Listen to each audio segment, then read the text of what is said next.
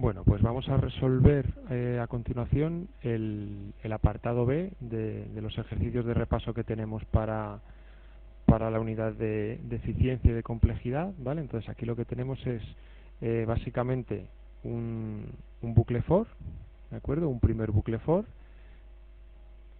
donde tendríamos que analizar nuestra condición, la condición del bucle for, y a continuación lo que sería el cuerpo del bucle.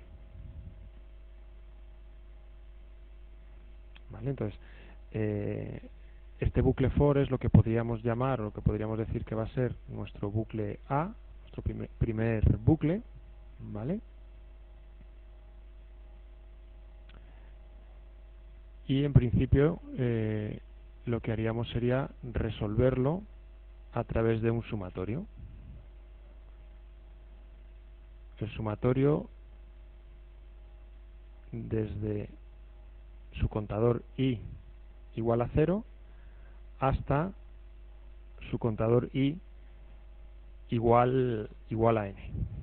¿De acuerdo? Aquí lo importante es fijarnos bien dónde empieza el contador del bucle for y exactamente hasta dónde llega ese contador del bucle for.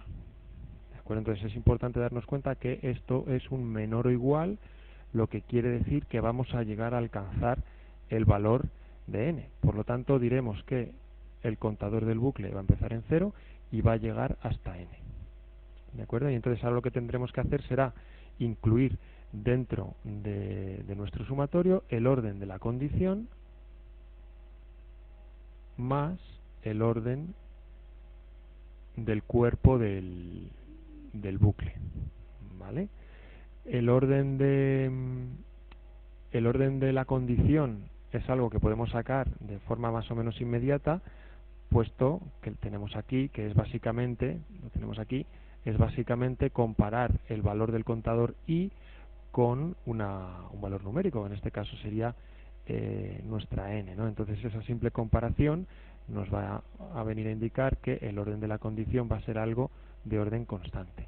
Lo que ahora mismo no sabemos muy bien es cuál va a ser el orden de ese cuerpo del bucle, ¿vale? ¿Por qué? Porque ese cuerpo del bucle es este cuerpo que tenemos aquí, que sería lo que podríamos llamar nuestro bucle B. ¿Vale? ¿Eso qué quiere decir? Que hasta que no conozcamos la complejidad de ese bucle B, pues no sabremos la complejidad del orden del cuerpo del bucle A. ¿Vale? Entonces lo que tenemos que hacer es estudiar eso aparte.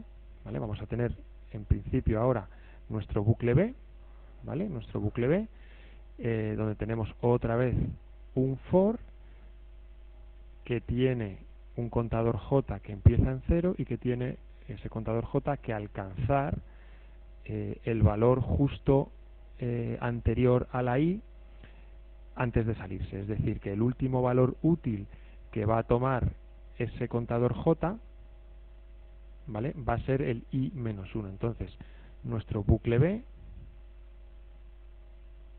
se va a traducir, igual que antes, en un sumatorio, en este caso desde J igual a 0, ¿vale?, hasta J igual a i menos 1. Como tenemos un menor estricto, ¿vale?, como tenemos aquí que la condición es que J tiene que ser menor estricto que i, pues entonces lo que tenemos es básicamente que nuestro sumatorio va a llegar hasta i menos 1 como último valor útil. Y aquí estamos en las mismas de antes, ¿vale? Tendremos que incluir el orden de la condición más el orden del cuerpo del bucle. En este caso, el orden del cuerpo del bucle B, ¿vale? El cuerpo del bucle B es básicamente esta sentencia de aquí, este x es igual a x más 6, que va a ser una cosa de orden constante, con lo cual este orden constante va a ser el orden de nuestro cuerpo, ¿vale?, de este bucle, y luego esta comparación de aquí, esta desigualdad de aquí, va a ser nuestra condición, ¿vale? Así que esa complejidad de ahí será el orden de nuestra condición. ¿De acuerdo? Si esto lo que hacemos es aplicarlo aquí, pues tendremos el sumatorio desde j igual a 0 hasta i menos 1 de una cosa de orden constante más otra cosa de orden constante, ¿vale?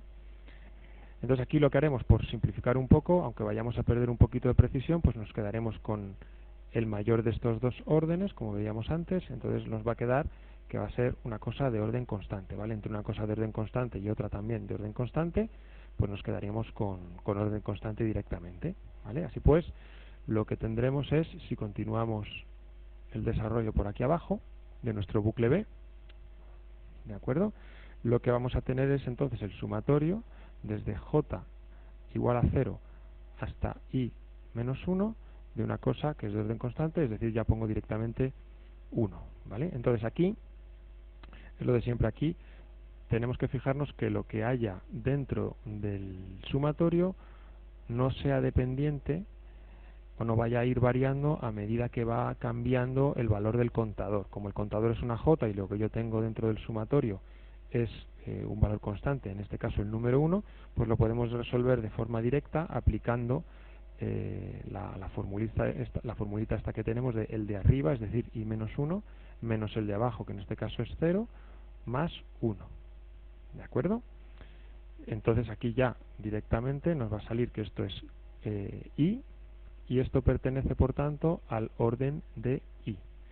Y este sería entonces el orden de complejidad de nuestro bucle B.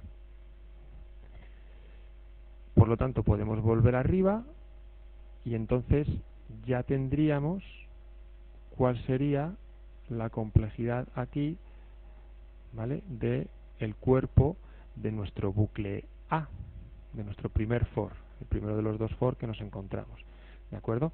Entonces, retomamos la complejidad de nuestro bucle A, lo voy a poner por aquí, abajo, tenemos otra vez nuestro bucle A, donde habíamos quedado que teníamos el sumatorio desde i igual a 0 hasta n, ¿de acuerdo?, de una cosa de orden constante, y ahora sí puedo poner una cosa de orden i. Entonces aquí otra vez, por simplicidad, aunque perdamos un poquito de precisión, pues podremos decir que esto va a ser una cosa de orden de i, porque es el máximo de estos dos, ¿vale? Y entonces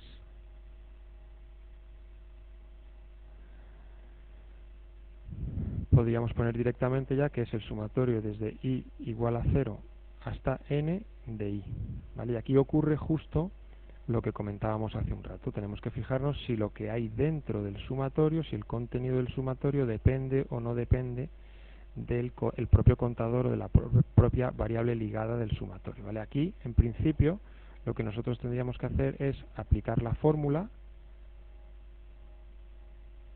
que dice que el sumatorio desde i igual a 1 hasta n de i es igual a n por n más 1 partido por 2, ¿vale? Esta sería la fórmula que a priori tendríamos que aplicar. Pero aquí tenemos que tener cuidado porque esta fórmula empieza en 1 y sin embargo nuestro sumatorio no empieza en 1, empieza en 0. ¿De acuerdo? Entonces, ¿aquí qué es lo que ocurre? Aquí, por ejemplo, vamos a utilizar, digamos, un caso de juguete para ilustrar este caso. Imaginémonos que tenemos el sumatorio desde i igual a 1 hasta 5 de i. Esto va a ser 1 más 2 más 3 más 4 más 5. E imaginémonos que tenemos por otro lado algo parecido a lo que realmente tenemos en el ejercicio, que sería el sumatorio desde i igual a 0 hasta 5 de i. Esto sería igual a 0 más 1 más 2 más 3 más 4 y más 5. Realmente lo que nosotros sabríamos calcular con la fórmula es esta parte de aquí. Esta parte de aquí, desde el 1 hasta el 5, es lo mismo, ¿vale? Con lo cual, ¿qué podemos sacar nosotros de aquí? Que lo que nos están pidiendo calcular, en el fondo, es igual a 0 más el sumatorio desde i igual a 1 hasta 5 de i. Y esta parte de aquí esta parte de aquí sí que es la que yo podría despejar utilizando la fórmula. Pues bien, eso es justo lo que vamos a hacer nosotros, ¿vale? Nos vendríamos aquí, de nuevo a nuestro sumatorio, y entonces diríamos que el sumatorio desde i igual a 0 hasta n de i va a ser igual a 0 más el sumatorio desde i igual a 1 hasta n de i, ¿vale? Aunque aquí realmente sumar o dejar, o sea, sumar o no sumar ese 0 no nos va a aportar nada, sí que nos está un poco marcando la diferencia entre demostrar de alguna forma pues que sabemos que estamos aplicando una fórmula en un contexto concreto y no estamos aplicando, digamos, pues la fórmula así de memoria, ¿no? Entonces aquí yo ya sí que podría directamente despejar con la fórmula. Esto sería 0 más n por n más 1 partido por 2, que sería igual a n cuadrado más n partido por 2. ¿De acuerdo? Y entonces esto ya sí que pertenecería al orden de n cuadrado. Y esta sería el orden de magnitud de nuestro fragmento de código, ¿vale? De nuestro bucle A, que ya simplemente tendríamos que comparar o terminar de compararlo con el orden de magnitud que tenemos de esta primera línea de aquí, que sería simplemente una asignación, que como sería de orden constante, pues tampoco aportaría carga extra, ¿no? Entonces, al final, la complejidad de todo ese fragmento de código va a venir determinada por la complejidad del bucle A, que ya hemos concluido, por tanto, que sería de orden n cuadrado.